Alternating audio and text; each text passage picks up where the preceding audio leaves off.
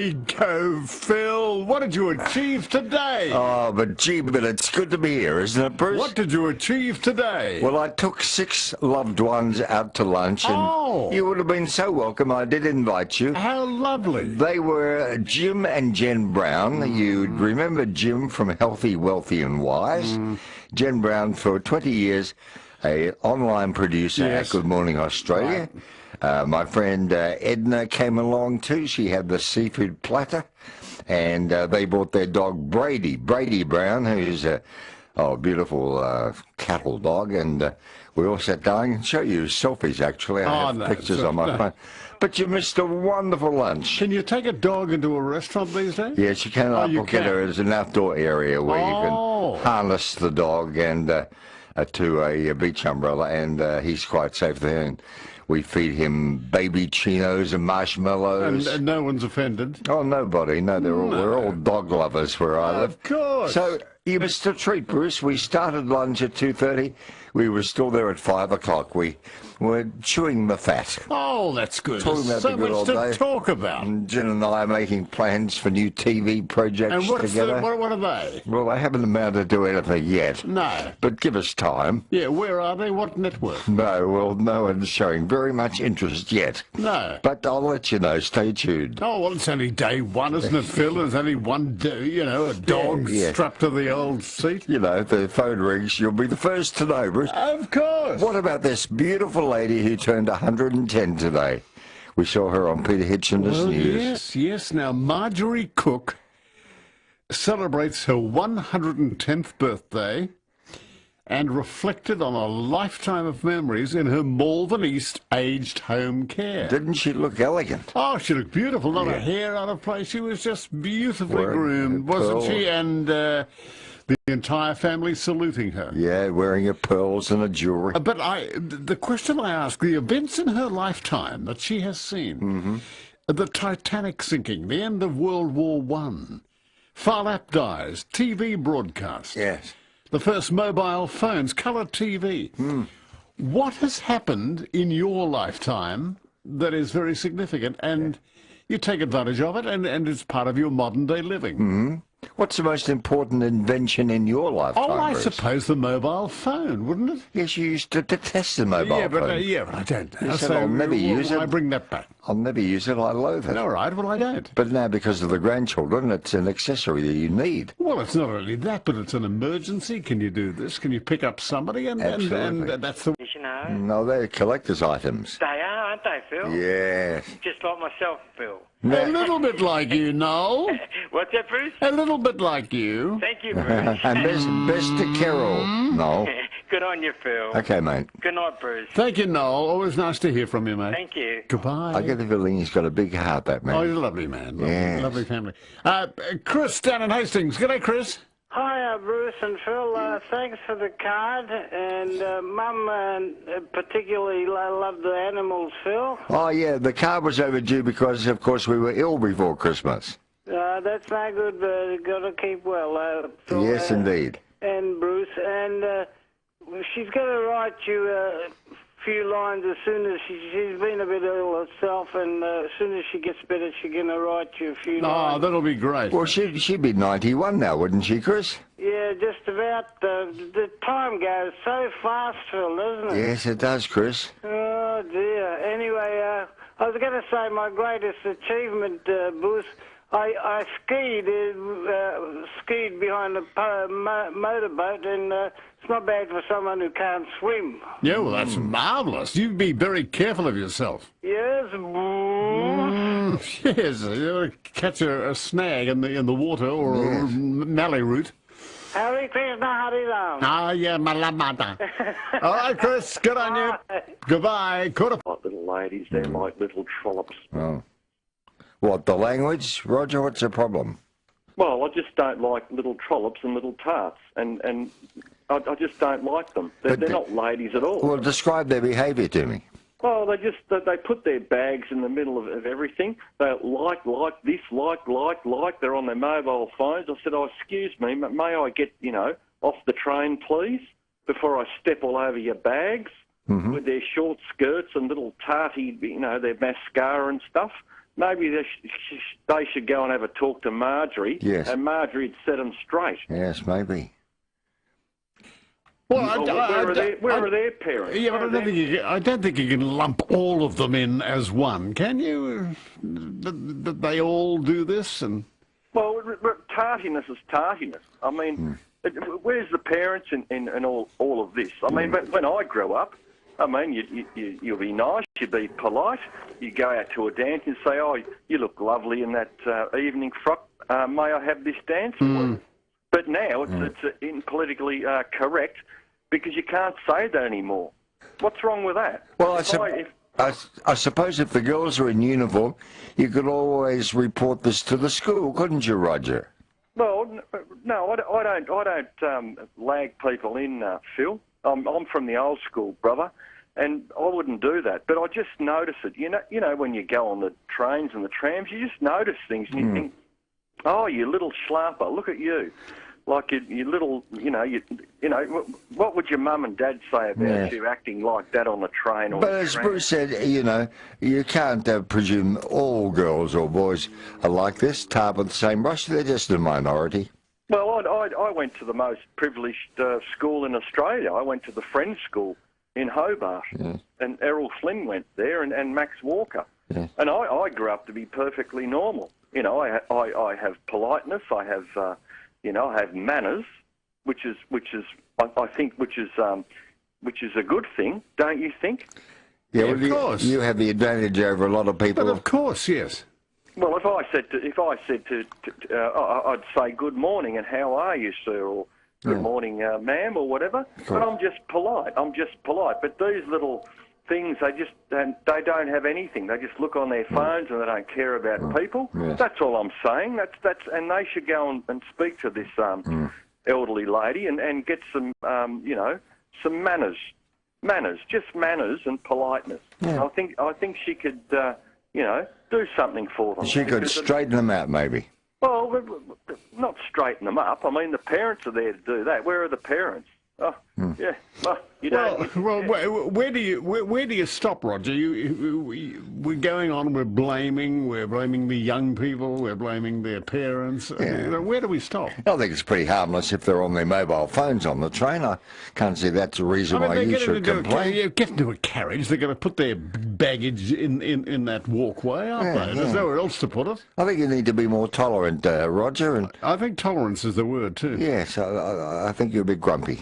And I think you'll find that lovely lady, Marjorie Cook, would say, look, let's sort this out with a bit of common sense. And maybe, Roger, let's live and let live. All right, Roger, thank you for your call. Bernadette, good evening.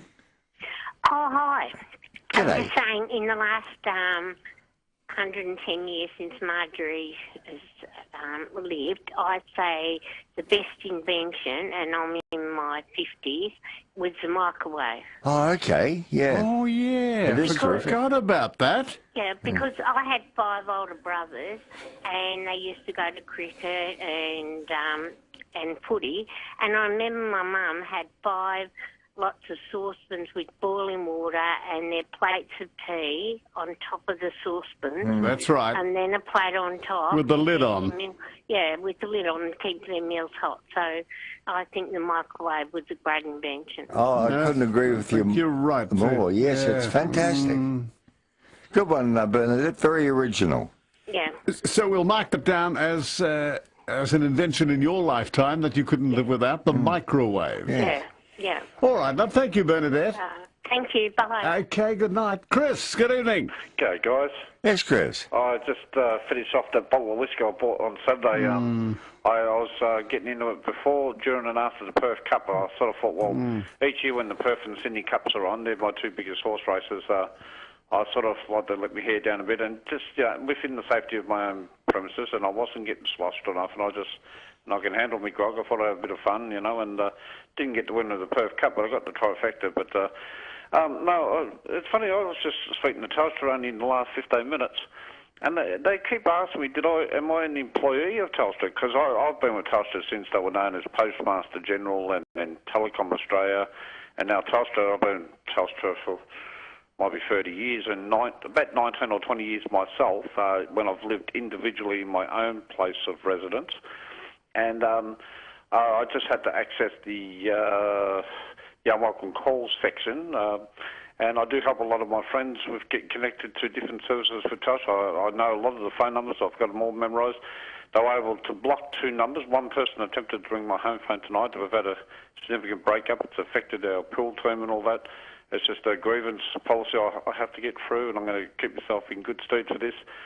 And they have put call tracing on, so even if people try to, who are abusive to me, try to ring me from another person's phone or even from a phone box, they only have to trace the call, and then and I'll make them aware I identified the voice in that phone call or who they're making representations about, and then pass it on to Tasha, who will get not the Victoria Police but the Federal Police involved, and it's a Commonwealth Act, and a lot more serious than just committing a crime like shop stealing or something like that. This is very serious when you, it's called the Breach of Telecommunications Act, and so I'm very helpful, and I talk to a few people about these things in case they feel a bit worried or intimidated by something or friendship that might break it up. But I finish by saying that, look, I asked politely the Office of Housing today, previously known as the Ministry of Housing, at Broadmeadows, could they please replace a light globe in my front bedroom? Because I've only got the bed to balance myself off. It's got a hard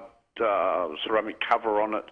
It's hard to get off, and you're wobbling all over the place on the bed. And I've only got swivel chairs for my dining room setting, so I've got 3 of those swivel chairs. I just broke one of them the other day trying to get on it, and I can't get this light globe cover off or replace the light globe that's blown.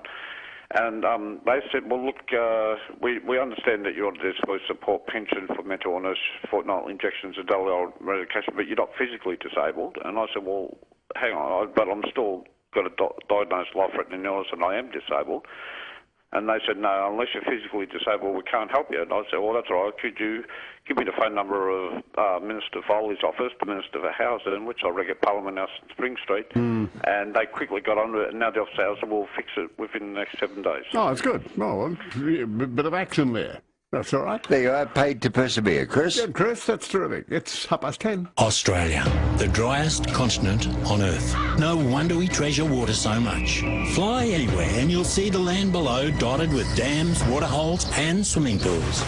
Every open water storage is a potential death trap for young children because they just don't see the danger. Fence the pool, shut the gate, or teach your kids to swim, it's great. Supervise, watch your mate, and learn how to resuscitate. Help stop children drowning this summer. I'm Laurie Lawrence. Kids Alive, do the 5. Brimley Aged Care purpose-built aged care facility in Murrumbina offers high and low level care with ageing in place. Residents are assured of the highest standard of personalised care at Brimley Aged Care. For details, call 85641060, 85641060. Ladies, hot-footed to Quick Shoe in Moorabbin. Their massive stock take sale is now on with 50% off all stock, including Sierra. Conditions apply. And Saturday, January 16. Quick Shoe, your destination for quality comfort footwear. Central Avenue, Moorabbin, opposite Woolworths. Closed Sundays and public holidays.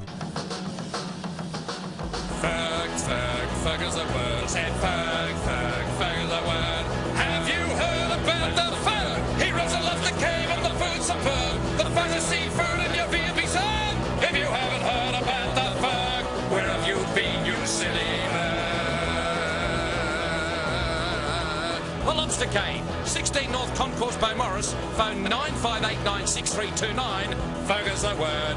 Now that's what I call poetry, folks. Did Christmas cost you a fortune? Need to fix the bank balance? The best way to get back on track is to start saving at energymakeovers.com.au. Energy Makeovers will come to you, replace your halogen downlights with LEDs, saving you up to 85% on your lighting bill. That's hundreds of dollars saved every year. And thanks to government incentives, Energy Makeovers will do it for free. Get your LEDs installed during the summer break. Visit energymakeovers.com.au and start saving now. Conditions apply.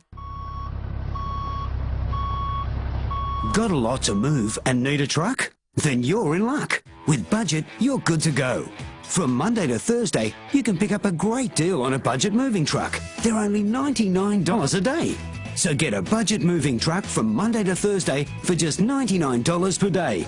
That's a price so low, it's as if it fell off the back of one. For terms and conditions and to book, visit budgettrucks.com.au. Christmas proved that you need to replace your kitchen.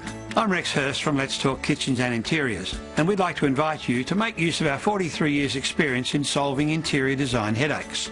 At Let's Talk Kitchens and Interiors, our multi-award winning qualified interior designers are not salespeople. We promise to listen, ask questions, explain and give advice. No fibs, no broken promises. When we build for you, it won't be about price, it will be about the outcome. Visit our Canterbury showroom or letstalkkitchens.com.au. Nightline with Bruce and Phil. Are you a bit like me, too lazy to cook, can't be bothered shopping? I've just got too much going on in your life. You're doing television, you're doing radio, you're writing, you're multimedia. Oh, right. That's when you need Katrina's Kitchen with a K. They'll cook for me. Katrina's Kitchen delivered to my door every 2 or 3 weeks. Oh, there's a small delivery fee. Tasty, nutritious meals.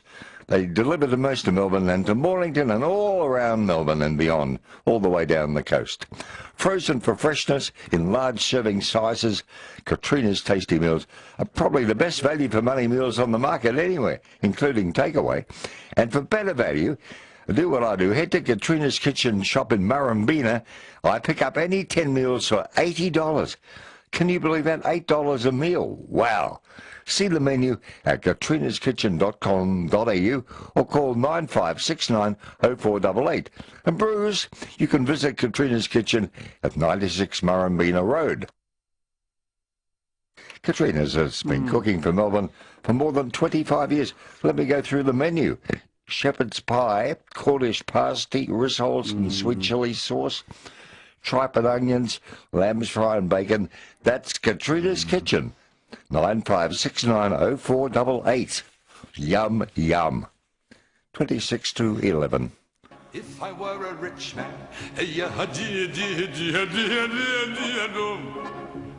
all day long I'd biddy biddy bum. If I were a wealthy man, I wouldn't have to work hard.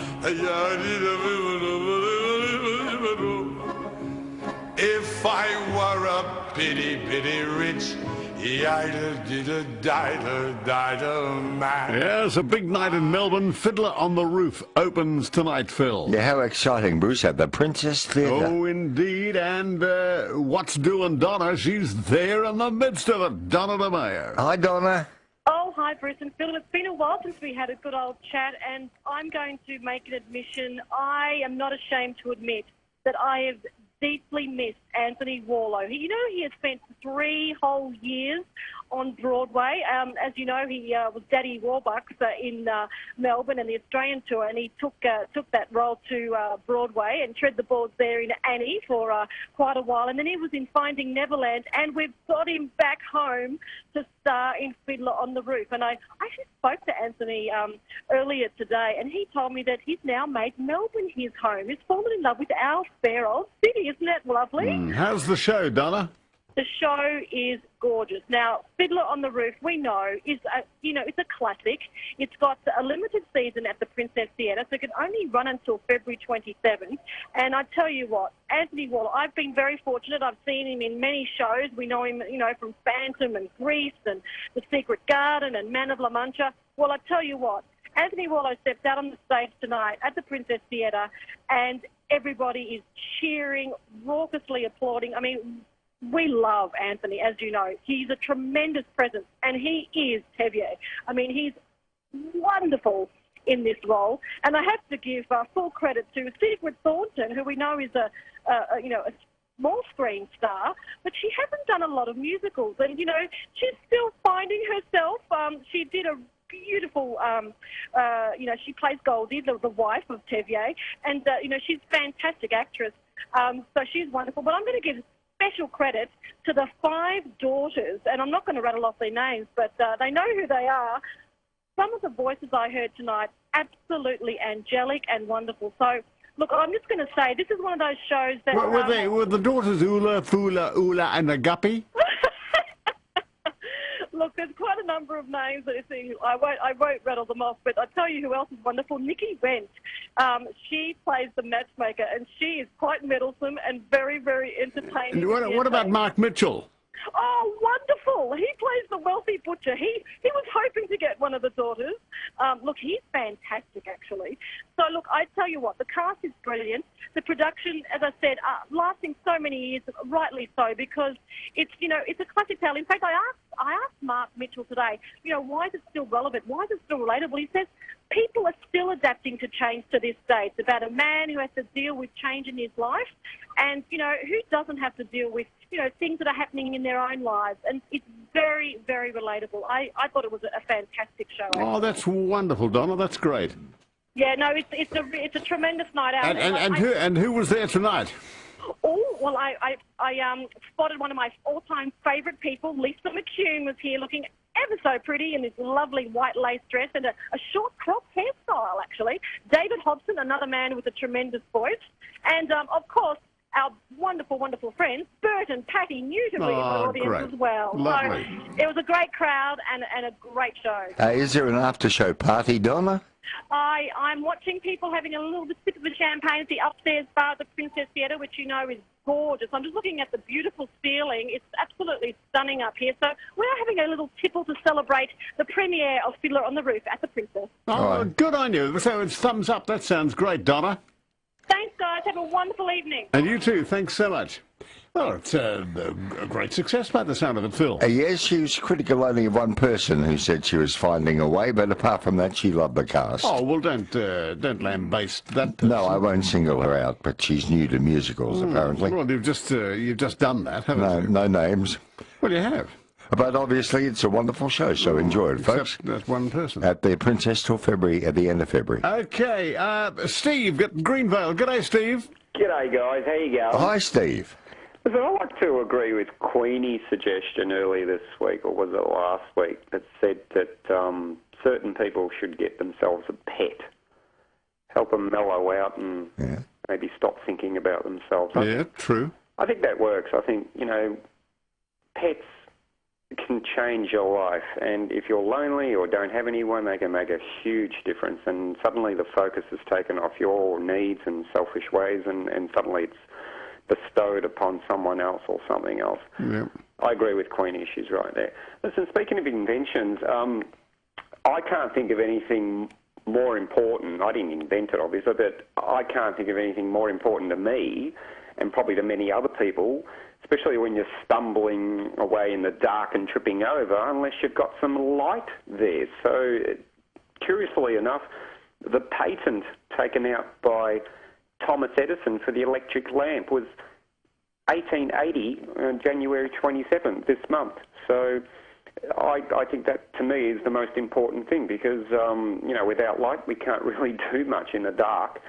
So I see that one as a priority. Well, I think Marjorie Cook, who celebrates her 110th birthday today, said it was, in fact, the electric light, being able to switch that on and off and go into various parts of the house. Is that what she said? Yes, she did. Oh, good on her. Yeah, I was reading some of her stories. She's lovely. Beautiful lady. What a stunning, elegant woman. They're gorgeous. Did you see some of her older pictures? She was gorgeous. She's a beautiful looking girl. Oh, what class. Oh, beautiful. Listen, guys, I know everyone seems to be obsessed with this Chris Gale thing. I'm actually quite sad about this because the focus has been taken off two really big stories. The very tragic one in South Australia with that father and those two kids. My mother, every time she's seen that, she breaks down in tears. I don't blame her. No one seems to be talking much about that, but also that other tragic one, which, preventable one, that young man, 18-year-old polo player. Yes. Hit from behind and killed. I don't hear a lot about that, and I just think it's, look, what Chris Gale did, that's neither here or there for me. I mean, you can say whether it was good or bad, but those two stories are far more important, and I'm not seeing or hearing a lot about that. No, and I couldn't agree more. I tell you why you're not. Sadly, the reason is because they are interstate stories. Oh, I don't think so. Oh, no, it's just... No. I know, guys, the media doesn't drive the stories, okay? They might bring it up, they might put it in the paper, and it's up to people to talk about it. I understand how that works, and I'm just not hearing a lot of people ringing up, and especially on this station, talking about those two particular stories, because we've been talking about, the cowardly punch for a long time now, and even the police there in New South Wales said that this is the perfect case of what we're trying to prevent. For life imprisonment, too. Exactly, and if that doesn't happen, I don't know what does. But to give credit where it's due, Alan Pearsall did concentrate last night, overnight, Australia overnight, concentrate for about an hour on it, and it was a very big issue, and people wanted to talk about it. Well, I didn't hear it, obviously, so good luck to that. All right, Steve, good topics. Thank you for your call. Appreciate that very much. Good night, Steve. 18 to 11, Gail at Mordialloc. Hello, I'd like to take that Roger to task. I use the bus, I travel from Mordialloc all the way to Altona, you know, the smart bus? Yeah. And I will hang off the rafters on my iPhone, and if he's on the bus, I will jump down on his stomach and step all over him. How dare he call girls like us trollops and things, and you put him on the radio? That is absolutely appalling. He should not be on the radio. No, well, he's entitled to his opinion, as you are to yours. He's disgusting, calling girls trollops. That's awful. All right, I think you made your point. Yes, well, I'm going to tell my mother, and she's going to make a complaint. I've had enough of this. All right, Gail, thank you very much indeed. Kath at Heidelberg Heights. Are you there, Kath? Yes, I am. Good. This is my first time on to ring you. Right. And first of all, I want to wish you both good health. Thank you, darling. And I've got 3 inventions, and I just wanted to tell you, now, I'm a carer for my brother, and the best invention that helps his mobility is the 4-wheeler walker. Oh, yes? He can't do without that walker. And the other 2 that help me to help him is when I have to make, if I have to go out, I have to make him a meal, a salad or a sandwich, is the cling wrap. Yeah, oh, yeah, like glad wrap, yeah.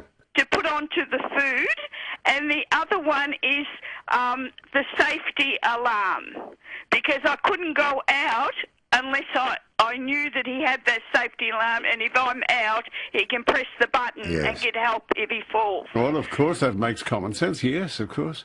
So that's all I wanted to tell you. Well, they sound very practical, don't they? The alarm and the walker. Walker and the cling wrap to put over the food when I go out. Yeah, of course. And I just wanted to tell you that. Oh, well, that's great. Okay, thank you to you both. I love your show. I always listen. Okay, now, thank you for calling. Store. Over now to Kate McMahon at the Herald Sun news desk. G'day, Kate. What's doing in the paper tomorrow, please? G'day, guys. Happy New Year. Thank you.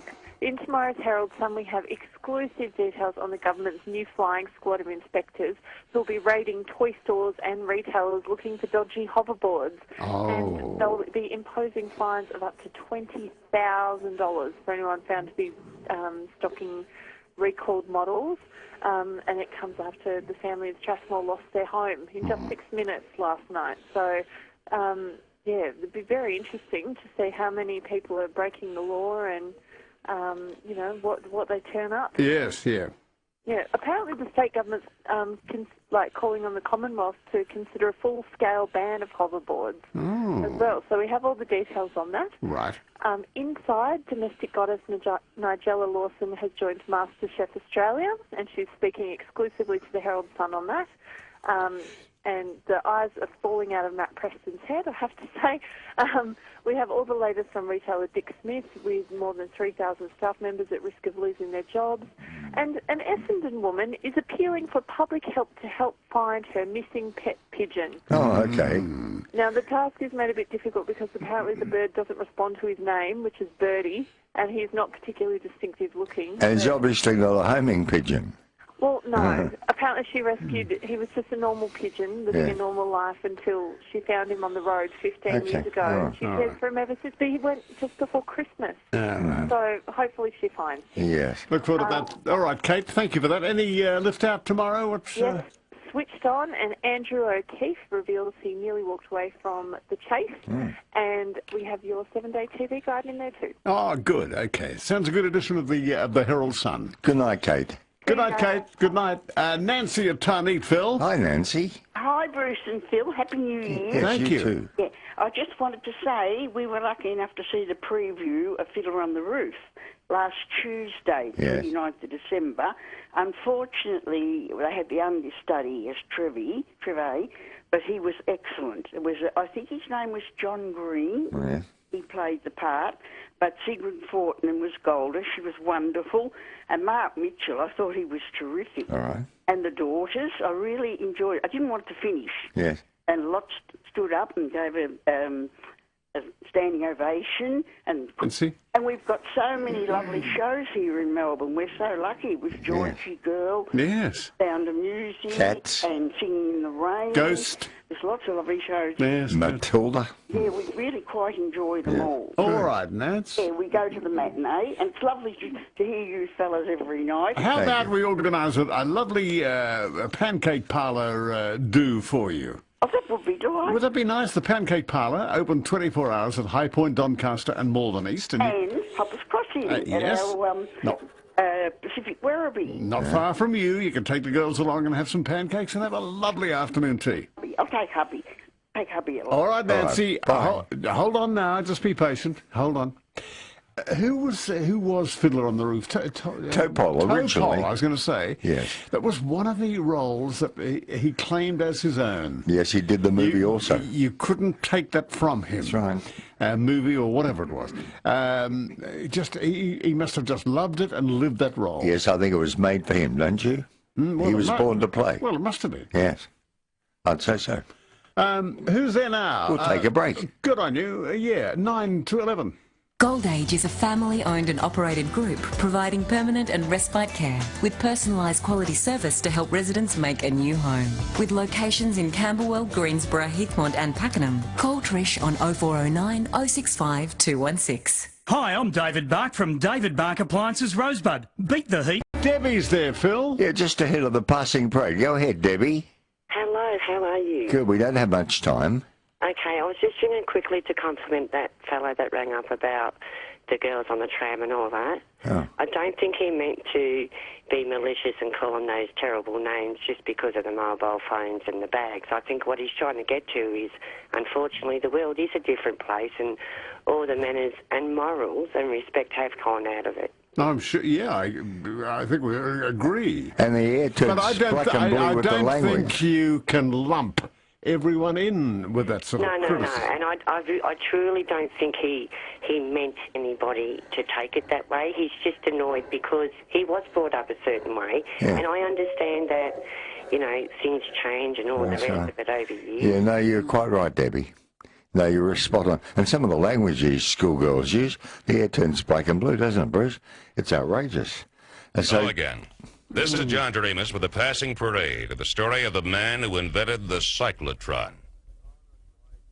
At dawn on July 16th, 1945, the plateau of Los Alamos, New Mexico was blasted by the biggest explosion ever made by man. Exploded in a barren waste of Alamogordo, the atom bomb came through its test with results far beyond anything its designers had anticipated. Credited with the greatest contribution was Dr. Ernest Lawrence, professor of physics at the University of California. And I'll be back to tell you more after this message.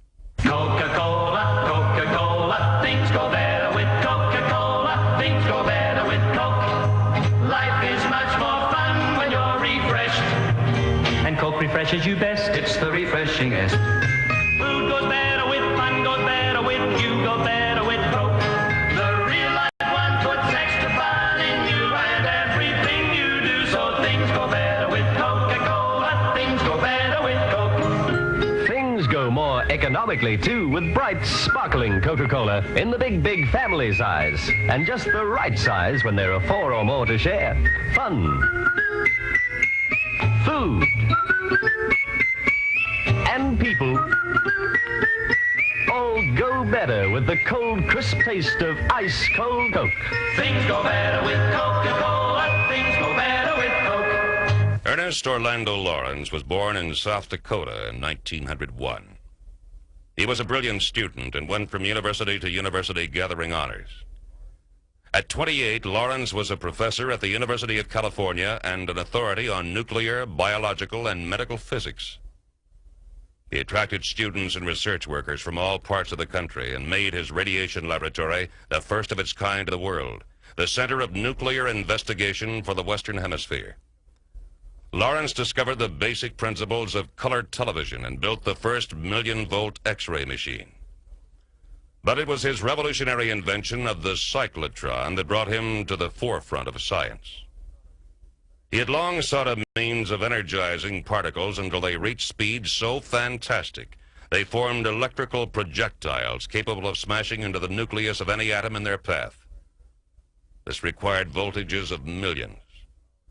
The problem of how to obtain such high voltage seemed insoluble until one night in 1929, when Lawrence read an article by a comparatively obscure German research worker named Whitterow. Whitterow described a method by which he had doubled the voltage of electrified potassium atoms in a vacuum tube. Lawrence at once began roughing out drawings. Working through the night, he covered many sheets of paper with diagrams and intricate mathematical calculations.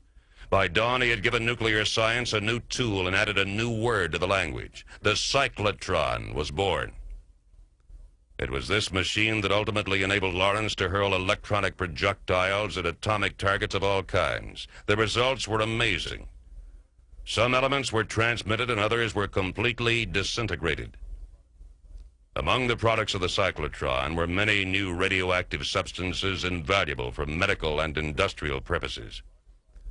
Bombarded by 600 million atoms a second, common salt became more radioactive than pure radium itself. By 1940, 35 cyclotrons were in operation in the United States and Europe. And when the United States entered World War II, Lawrence became one of the big four of the atomic warfare section of the American Army. The other three were Arthur Compton, Robert Oppenheimer, and the Italian physicist Enrico Fermi. It was the combined efforts of these men that culminated in the exploding of the first atom bomb at Alamogordo on July 16, 1945. The bomb tested there was put into horrifying practice only a few weeks later to wipe out the Japanese cities of Hiroshima and Nagasaki. Ernest Lawrence, the most distinguished of America's nuclear scientists, died in 1958 at the age of 57. Our time is up. This is John Doremus, and goodbye for now. Breathing hot air in the outer. What's doing, Alan? I never breathe hot air, but I've been hearing you talk about Fiddler on the Roof. Yes. I think you're thinking of Zero Mostel. He was the man who created the role of Tevye for the first time. Not high pole. Not high pole, no, toe pole. Toe pole. And, of course, the first man to create it in Australia was a man called Hayes Gordon. Oh, yes. Remember that back in the 1960s? At the Princess? Also the Princess, It was indeed. And, of course, he arrived at Australia. He was one of the victims of McCarthyism. Remember that back in the 1960s? At the Princess? Also the Princess. It was indeed. And, of course, he arrived at Australia. He was one of the victims of McCarthyism. Oh. That's the reason he got thrown out of the USA. For all those good reasons, like Charlie Chaplin went, and Paul Robeson went, and Hayes Gordon was one of the victims as well. Parks. Interesting. That's right, and also the harmonica player, Larry Adler, he was another one too. So there you go. I'll go now. No, no need to. Thought I'd help you with Zero Mostel. No need to. And we'll hear you an hour from now, and I'll bring you the papers. Thank you very much, Paperboy. I appreciate it. Good on you, Al. Thanks so much. Good night, Al. Alan, After Midnight with Australia Overnight. Very entertaining. 3AW Wangaratta, 2Q and Niliquin, thank you and welcome to the program. We would love your list of people who starred in a Broadway show or a movie, and they were known for that for the rest of their lives. Yeah, they made it their own, as you said. Hi to those tuned to us on phone apps, a digital DAB+, or maybe we are streaming around the world. Yeah, okay. Tiffy, good evening, Tiffy. Hello, Phil. Hello, Brucey boy. G'day, Tiffy. I haven't heard from you for a while. I've been moving house from the supported accommodation to a house in Doreen with Howie. Yeah. Howie, owns it, but I do help him out a lot. And I've got 2 doggies now. They're both Chihuahuas. Oh, gorgeous. I know. They're very cheeky, trust me. They will lick and chew anything. Yes. I've tried to stop them. But now, how are you, Phil? Are you okay? I've heard Yeah, you're really look, sick. I had a bout of bronchitis before Christmas, but I'm over it now, Tiffy. Thank you. Oh, that's good. And Yeah. Brucey, I heard you were in hospital. All as well and happy and going along well, Tiffy. Thank you very much good. indeed for your call. And by the way, the quick 3 inventions. One of them, when Howie and I went to Doncaster Shopping Town today, I had to go to the toilet, and I saw that there was an automatic, sanitary pad bin dispenser that you touch the back of it and it opens. I thought, that is absolutely excellent. The other two inventions are the new Apple iPhone case for iPhone 6S and 6s, where they will charge the battery up to 80%, like a Go charger in a case, basically. And the iPhone alarm clock. I don't even use my Braille watch. I don't use my talking clock because, you know, I can't do a lot, so every little bit helps. So, and my doggies help me. I mean, Seth is my second doggy. Brian do a lot, so every little bit helps. So, and my doggies help me. I mean, Seth is my second doggy. Brian is my first doggy, but Seth is actually more of a guard dog, or rather an alert dog. Right. And he lets me know when someone's at the door, because just quickly, we've got a neighbour 2 a.m. and I heard Seth barking, and Howie said to me a few hours later, he said, Stefan's had his landscaping equipment stolen. I was nearly going to come on and ask whether anyone's seen. I heard Seth barking, and Howie said to me a few hours later, he said, Stefan's had his landscaping equipment stolen. I was nearly going to come on and ask whether anyone's seen it. I don't know whether he ever got it back, but someone had stolen it, and Seth was actually letting me know. Well, the dog is a wonderful guide dog, isn't it? And, Yes. Indicating things are not right. And only a Chihuahua at that. Oh, it was a Chihuahua, Yes, was she it? has 2 Chihuahuas. What about the Dutchman? I don't know if he's got a dog or not. Oh, he's got a huge St. Bernard. Oh, okay, missed that. He was asleep. I must have switched off. In nasty in the weather. Whitman's blimp, yes, you're right. Yeah, that's true. And also I had a nasty landing in a hot air balloon in South Africa where we came in on our side. We came in on our belly. We'd never know. And scraped along the ground. We'd never know. Well, I'm sorry. I'm telling you the truth. Oh, well. I'll show you a video, big boy. Any insurance? No, but it was fine. I got gravel rash. A low of 17 degrees overnight, shower or two forecast, a top of 24 degrees tomorrow. Sounds good. Dawn, Ferntree Gully. G'day, Dawn. Oh, good evening, boys. Hello, Dawn. I'd just like to tell you who I saw in Fiddler on the Roof in about 60s or 70s, and I can't think of his name, but it was Lorraine Bailey's husband. Oh, in real life? Yes. And he was also in La Mancha. I think that was Hayes Gordon. Hayes Gordon, that was him. Yes. Oh, was it really? Excellent. It was fantastic. He was also in Man of La Mancha. Oh, yes. Oh. And he was in Kismet as well. He was really good. Yeah, beautiful voice. Yes. I think he was from Canada originally. Was he? Yes. I just remembered that he was married to Lorraine Bailey. That's right. Oh, nice memories. Thank you, Dawn. Thank you. Dawn, thank you for calling in. Colleen at Mornington. Hello, Colleen. Hello. What do you think about Liza Minnelli in Cabaret as her signature role? Yeah, good example. Yeah, and another one I think of Gloria Swanson at Sunset Boulevard. Oh, one of the best. Yeah, you couldn't get a better Norma Desmond. No, you could not. No, Deborah Byrne was very good in the live production. Wasn't she wonderful? She was outstanding. But certainly in the film, you couldn't do better than the original. No, very good choices. Yeah, and in black and white, you couldn't put it in colour, could you? No, it could not be in colour. It'd be like Thin Man, always black and white, gives you all those shadows and all that type of thing. The Third Man, yes. The Third Man, sorry, not the Thin Man. Yeah, and you still believe there's a coloured version around? Oh, I'm starting to doubt it, Colleen. Yeah, I keep my ears to the ground for you. But I have a friend in Hong Kong who hand tints black and white movies, and he will do me a copy of The Third Man, a one-off, for $100,000. Oh, my God. But he's going to do it frame by frame. You can afford it? Well, I'll do it for half the price, and I'll go to Thailand for Exactly. Thanks, Colleen. We'll watch it together. Have a good night and a good show, guys. Okay, Colleen, thank you. Good night. Good night. Because Citizen Kane was the same. Yes. It was all shadows, wasn't it? It was all black and white and shadows and murky and walls. And. Do you agree? I thought Citizen Kane was very overrated. Oh, I don't know. You get engrossed in that thing. You get absorbed totally. He would have, because of William Randolph Hearst. I love that. Yes, yeah, I love that element. That aspect of it. And yes. the two socialites, Marion Davies. his girlfriend. The socialites who wrote about the society. Oh, Luella Parsons and Hedda Hopper, perhaps.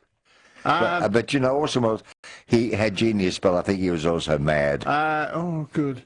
Well, yes, very slight difference between madness and genius. Yes, I experience it myself. I know. You know, even working with you. Yeah, well, a couple of times every night there's something there. Martina, good evening. Good evening, how you going? Yeah, welcome to Nightline. What about Yul Brynner in The King and I? Oh, God, gee. Perfect choice.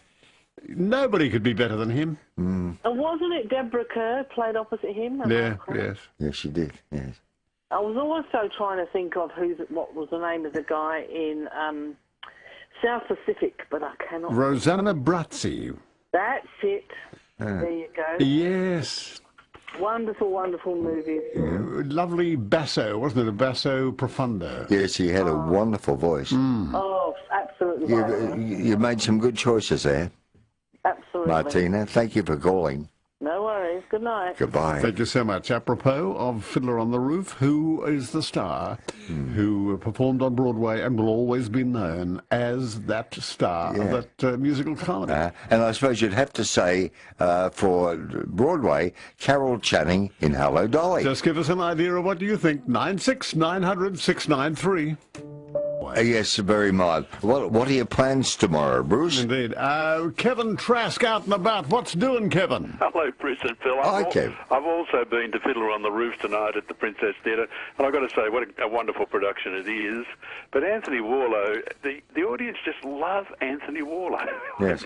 He knows how to milk that audience, and in the curtain call to the standing ovation, he certainly, stood out. Yes, he does. And I've got to say that I first saw him back in the 80s in Guys and Dolls and watched his career over the years.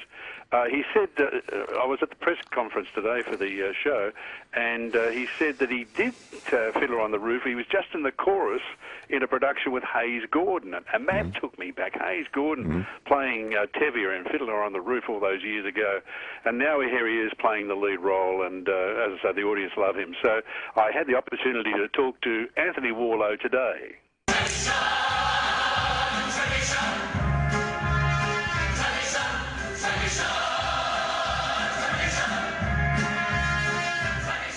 Anthony, the last time I spoke to you, you hadn't gone to Broadway, but since then you've been in Annie and Finding Neverland. Yeah. What was the experience like? Extraordinary. I mean, I will say this, that we have an extraordinary pool of talent in this country, and the only difference is that you have a larger statistic. You have many, many more people over there, and to be firstly, I suppose, to be recognised there and to be accepted into that community has been a great blessing for me. And I've loved the families, the two families that I had there. I actually went to do La Mancha in Washington in the middle of those two productions, and that was with the Shakespeare Theatre Company there, and they are a top-notch, production company, and just being accepted. I will say this, I went there originally when I did Annie thinking, this is great, I'll have such anonymity, I can just walk the streets, and after the third week people were saying, you're that guy from Australia. So it was a bit of a shock to me, but it's lovely to know that the community is excited about me going back there and doing things, and I'm babe in the woods over there, really, considering the amount of time that I've spent there. But it's lovely, and coming back here to do a show like this, a classic show, it's one of the top 5 in the music theatre canon for me, and it's a role I never thought I'd play. But after long discussions with myself and the good Lord above, I decided that this is something I would like to do, and I've enjoyed the challenge. Thank you, Anthony. Thank you.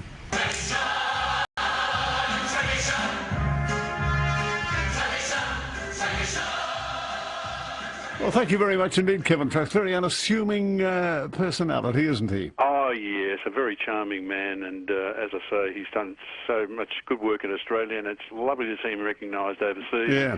And on stage there tonight, he made that stage his own as Tevye. It's a terrific production with a very strong cast, and it's only a short run. It only runs until the 27th of February. Who did you rub shoulders with tonight? I hardly saw anybody there. Exactly. I saw Simon Owens and Alan Pearsall up in the gods. We're up in the upper dress circle, and I didn't see anybody. My wife saw Bert and Paddy there, but apart from that, I don't think there was anybody that I really spotted, but it was a packed audience.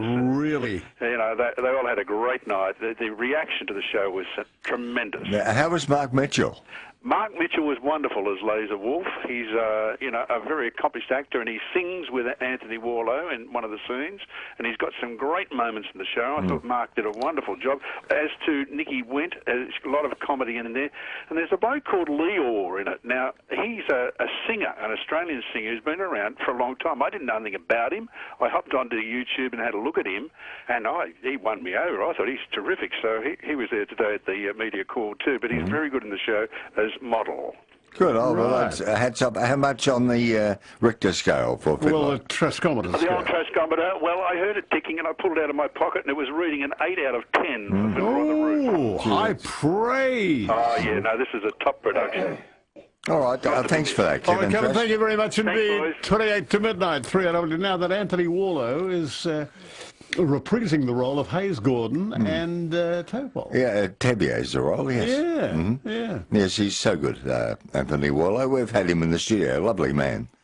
We had him in soon after his recovering from his cancer bout. That's right. And he was just delightful. Okay, 27 to midnight. Lindsay at Kew. Good evening, Lindsay.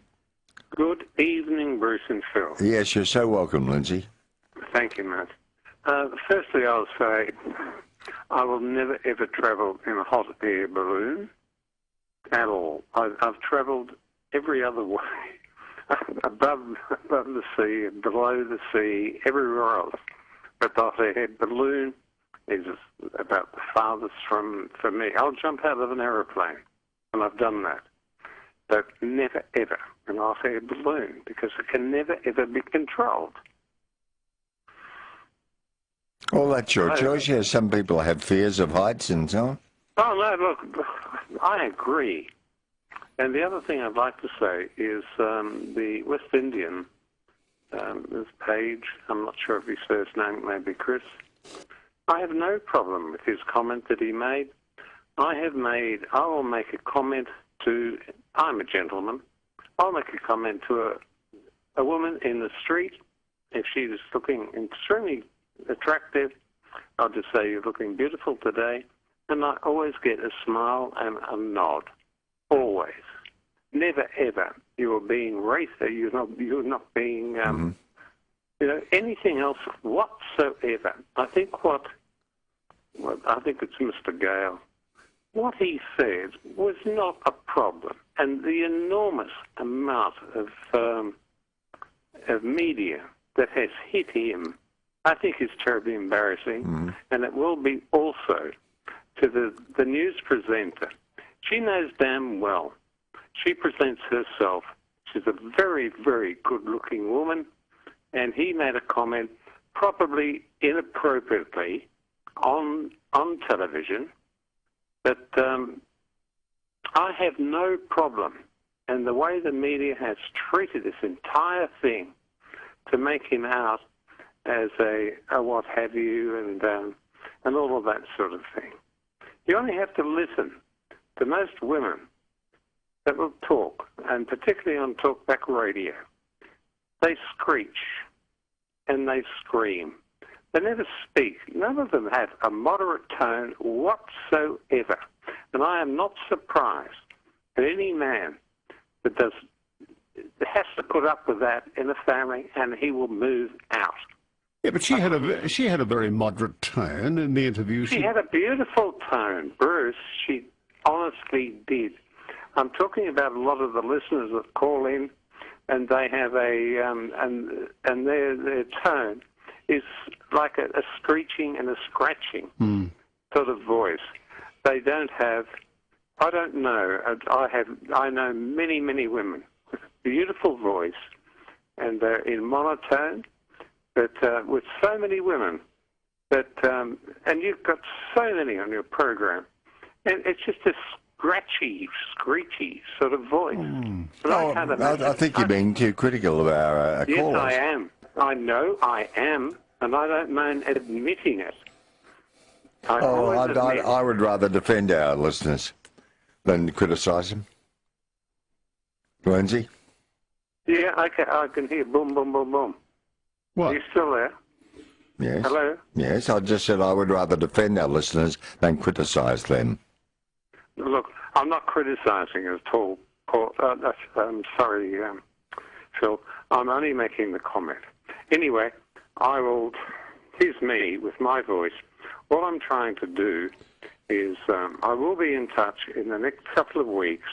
I won't have a voice because for the first time I'm going to say I'm going into hospital. I have cancer. And I'll be in 4 to 6 weeks. They're taking out a quarter of my tongue.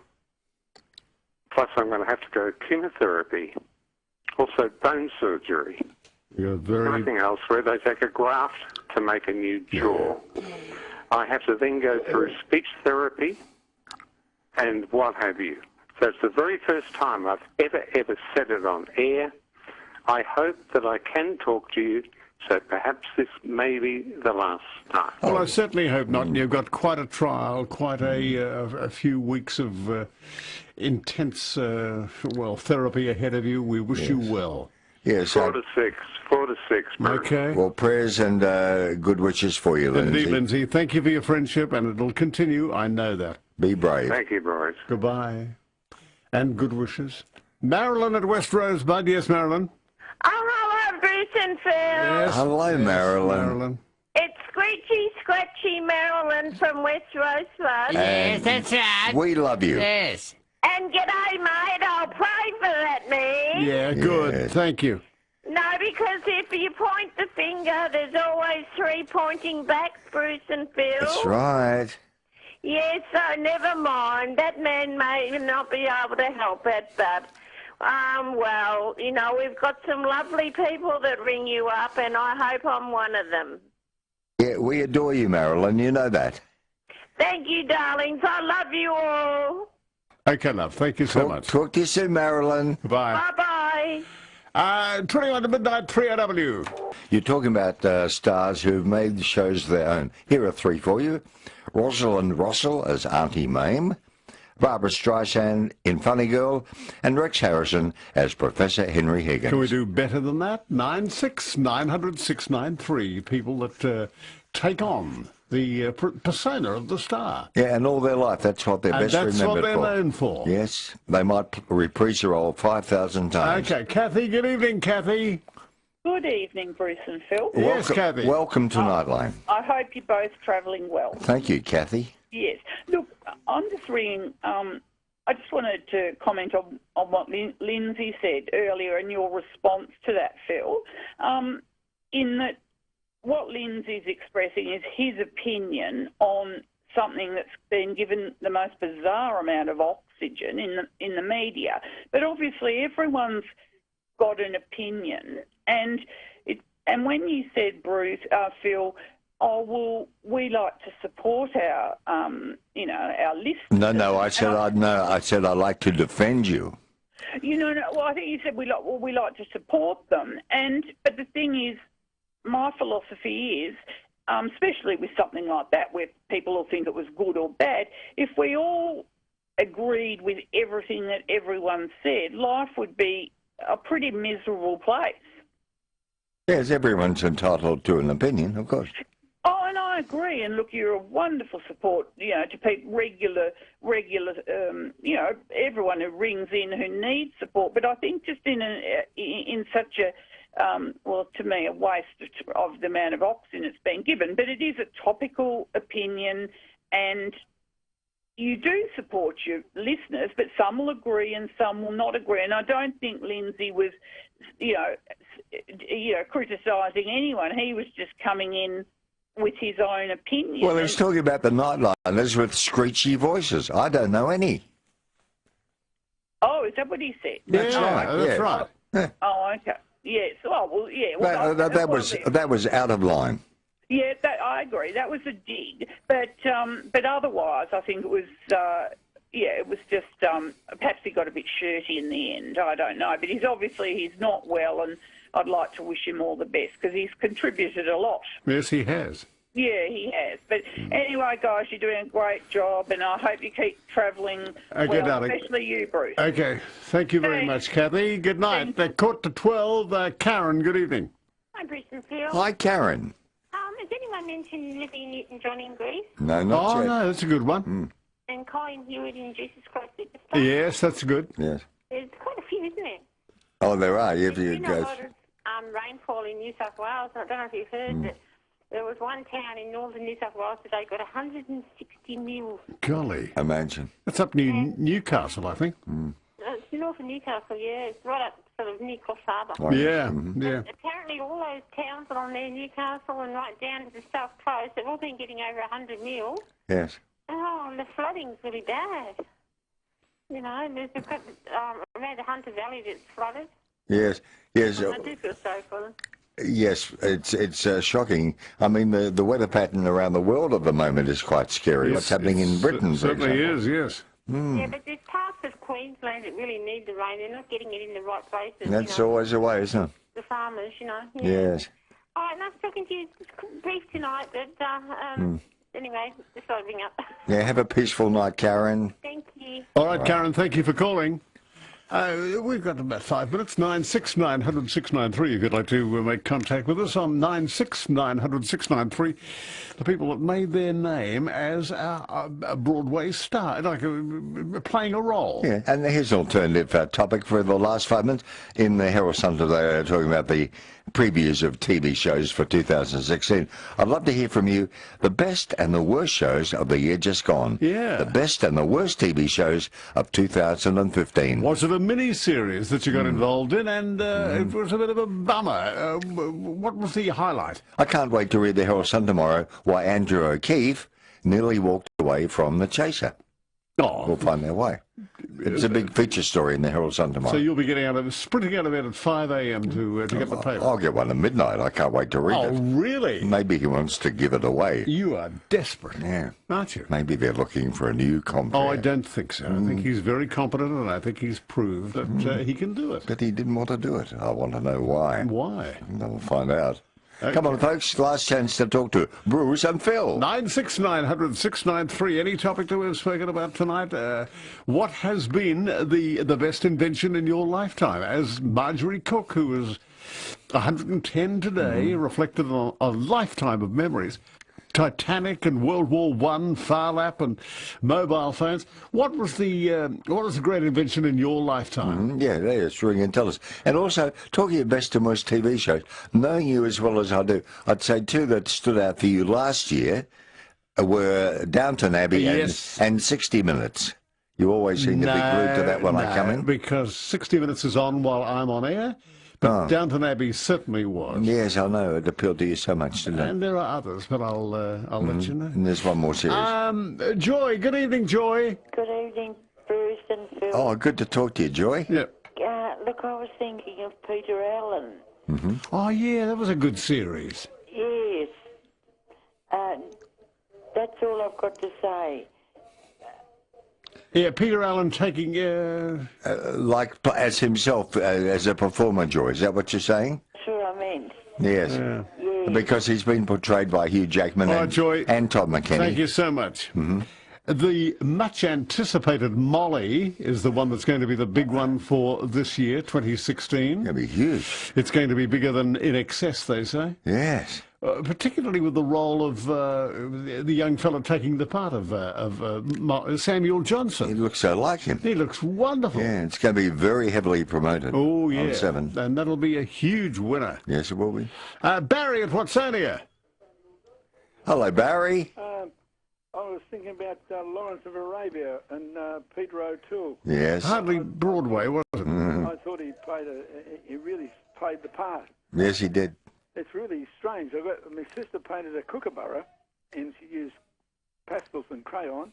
And when one part of the lounge is L-shaped lounge, when one part of the lounge is dark, I'm sitting in the lighted part now. The other part's the lights out there. When you look at the kookaburra, you can see Peter O'Toole in the kookaburra. That's weird. It's weird. It really is. If you... You're not hallucinating, Barry, are you? No, I did. Have you been drinking heavily, Barry? Oh, very heavily. You're not on medication, are you, Barry? Is somebody there with you, Barry? No. Are you under sedation, perhaps? Oh, please. Peter O'Toole's here. I'll have to come out and look for that magpie. Hey, Barry, thank you. Just stay in that lounge and don't move. Leave your straitjacket on. Jill, good evening. Good evening, Bruce and Phil. How are ya? Yeah, good. Jill. I couldn't resist after what Lindsay said.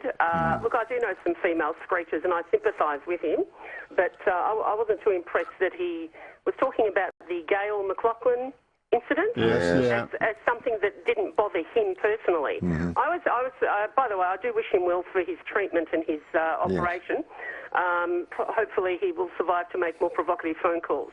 I don't find it impressive when people say when something has happened to somebody else that, oh, it didn't bother me. Well, that's because it didn't happen to you, you know. There's a lot in that, I agree. Yeah, I mean, you know, I do think the whole thing has been beaten up way beyond, you know, what it should have been. But, you know, the guy was inappropriately flirty, and I understand the young lady dealt with it on the spot, and that's good because she obviously has her head together. So, but, you know, I think a simple apology would have met the case from the guy concerned, and then they could have moved on. I don't approve, you know, people sort of, you know, people often take a small incident and, you know, which is embarrassing or slightly inappropriate like this, and they'll jump on it. And it's almost inevitable that, you know, when you've got 100 people who haven't heard of it and they'll sort of give their opinion, and it just looks, you know, from the rest of us, it's like, well, hang on, how did this get so big when it's really everybody reacting to a small thing? But the thing is that, you know, the guy didn't sound like he was being malicious.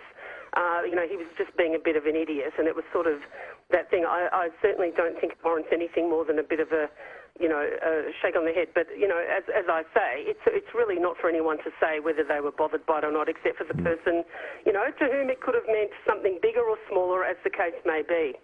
I was wondering, with your, you know, biggest invention of the century sort of thing. Yes. I think mine would be the internet, and I wish I'd had it when I was a kid. Yeah, good point. I think that that would be universal, I think. I think so, because it just, I mean, it doesn't solve everything, obviously, but certainly a lot of things are much easier. Oh. You know. Oh, yes. All right, Jill, thank you very much for that. A good point to leave the topic on. A few words called The Touch of Love. I met a man today. His face was hard and lined, his body scarred with many years of toil. Rough were his words and rough his voice. His hair was coarse and grey.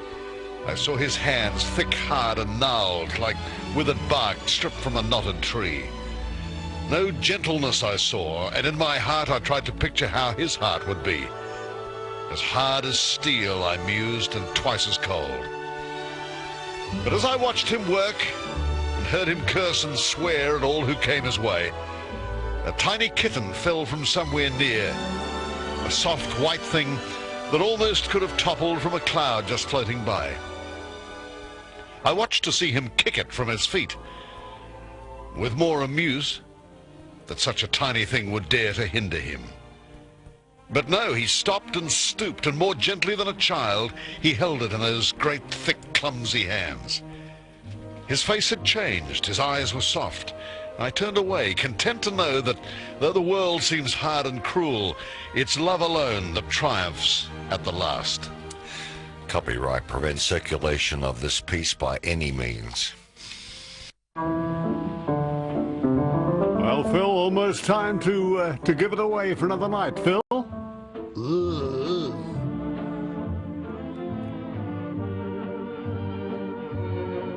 Phil? Oh, having a fag. Out of here, leaving you with Alan Pearsall as he opens up the floodgates for Australia overnight until the wee small hours of a brand new day. Thank you for being with us tonight. The sun will come up tomorrow, Alan along after midnight. Good night, Sophia Grace and little William Oliver, Ella Grace, Charlotte and Emily, Amelia, Carter and Samuel. And here's a topic to think about for tomorrow night. My pet gripe. I'll give you an example. A shirt without a pocket. Where do you put your keys? Where do you put your phone? Where do you put your fags? And those stickers on apples you can't get off. Oh, aren't they tough? Remember them? I think you could eat those, couldn't you? Oh, I don't think so. Oh, yes. Half a Durex down your gut. See you tomorrow, Bruce. Good night, everybody. That's the way she went today.